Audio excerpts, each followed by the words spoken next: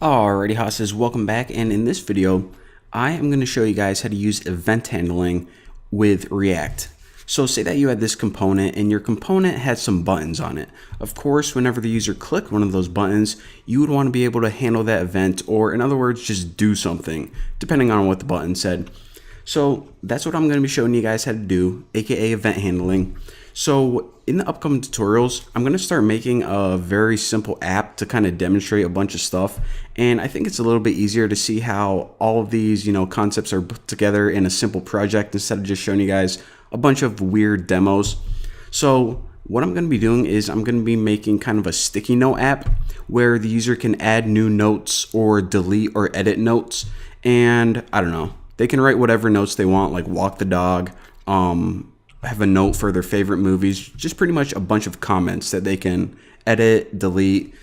I don't know. It's the first thing that popped into my head. So let's go ahead and make a new component, and I'll name it comment. Now all this is going to be is essentially a block that's going to have some text on it, depending on whatever your comment is, and we'll have a button for editing it and another button for deleting it. So very simple. So React create class. All right. So of course, the very first thing I do whenever I make a component is no matter how many different features I want to add to it, no matter how interactive it's going to be, I just go ahead and I make the plain HTML and then I just add dummy data. So maybe this is a component that has a photo that changes all the time. Well, when I first make it, I'm just going to put in some image, just some static image, just to make sure that it works and is displayed how I want it to. So for render, remember this is just going to be equal to a function and it's just going to return some HTML. So I actually have a bunch of the CSS already styled, so you can style this however you want. This isn't really a CSS tutorial, but if you want the same styling as me, then go ahead in the first video, get that repo downloaded, and the CSS file is right here. So there you go. But again, if you don't have the CSS, then just style it however you want it to look. So this entire thing is going to be in a div, and I already made a style called comment container. So for the class name, you set this equal to comment container, just like that. Now that brings me to another point, and that is this right here. You can add attributes just like you would in normal HTML using JSX. However, the reason that we can't write class right here is because class is already a reserved keyword in JavaScript. A JavaScript class actually means something. So that's why in JSX we have to write class name. So most of your other attributes are going to be fine, just write normal HTML, but sometimes if they clash with JavaScript, then that's what JSX did. And I'll keep a heads up in case I come across it again. But anyways, inside this comment, what we're going to have is basically a div and two buttons. So the div is just going to be the text of whatever,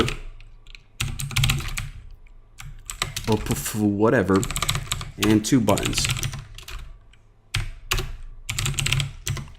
All right, so this first button is just going to be for editing the comment, and this second one is just going to be for deleting. Actually, let me just go ahead and name that remove.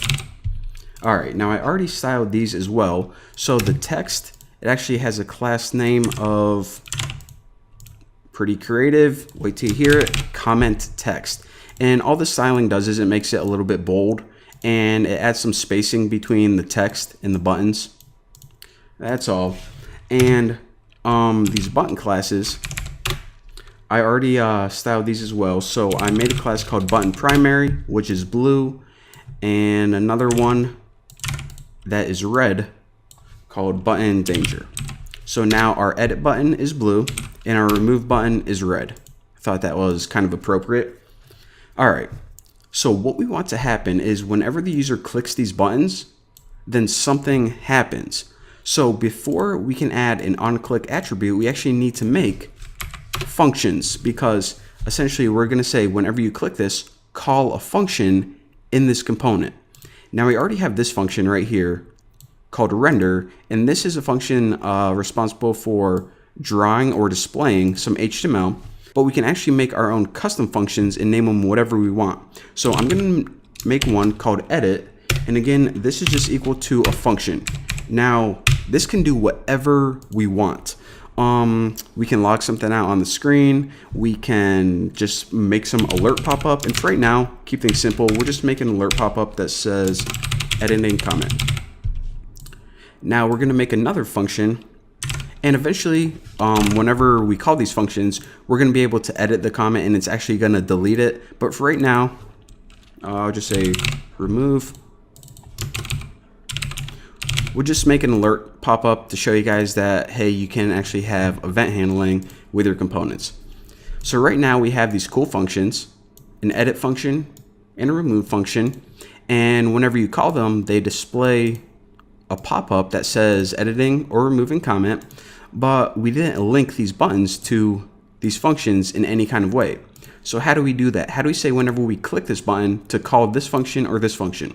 Well, what you do is you actually add another onClick attribute.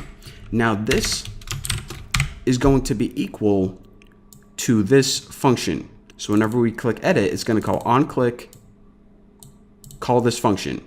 So how do you do that? Well, since this is a function from the same class, we just need to write this and then a dot separator and then the function name. So whenever we click the edit button, just call this class's or components edit function, just like that. Now the same thing with the remove. Whenever you click the on or remove button, just go ahead and call this component's remove function or method, I guess it's more technically called. So there you go. And now we actually need to render this. So let me clean this up so it's nice and neat for future tutorials. All right. So I'm taking all these comments and I'm surrounding them inside a board. And all this board is some styling to give it a nice light blue background. As you guys can see right here. So whenever I want to make a new comment, then all I have to write is comment just like that. And let's write hey now and check this out. So whenever I refresh this, we can actually test these right now. If I click edit, we get our alert popping up. Whenever I click remove, we get our another alert popping up. So we know that our event handlers, they are working properly. But again, like I said, one thing I want to do from here is instead of just having the static text, just like this, I actually want to take whatever text is in between these comment tags and I want to display that for the comment. So let me just write something like, I'll just write, hey, my name is Bucky for one comment. And then for another one, I'll write beans, something stupid. And then for another one, I'll write tuna. Just so we have 3 different comments. So right now, whenever I refresh this and take a look at my application, all of these comments are the same because we just said display text. We didn't say do anything with this. So how do we access the data in between these tags so we can actually use it in our component? Well, this is actually a built-in property called children. So again, the children property is just any data that's in between the opening tag and closing tag. So remember that I said in like 2 tutorials ago, whenever you want to use properties, you just use this props and then the name of the property. And this one is just children. So whenever I refresh this, check it out. It gets whatever is in between these tags, which are the children, which is a static text in this example. And for each component render, it displays it in between this div tag. So I know I threw a lot at you guys, but again, what we covered in this video is first of all, event handling. Now event handling, I can't even talk right now, is how you can pretty much make custom functions in your component and you can call those with onClick, and there are other event handlers as well, but onClick is the most famous one. And also, whenever you want to pass data in between these tags, you can access it through the children property. So pretty cool, eh? And yeah, I think that's it. That's enough info for this lesson. So thank you guys for watching. I will see you guys next time.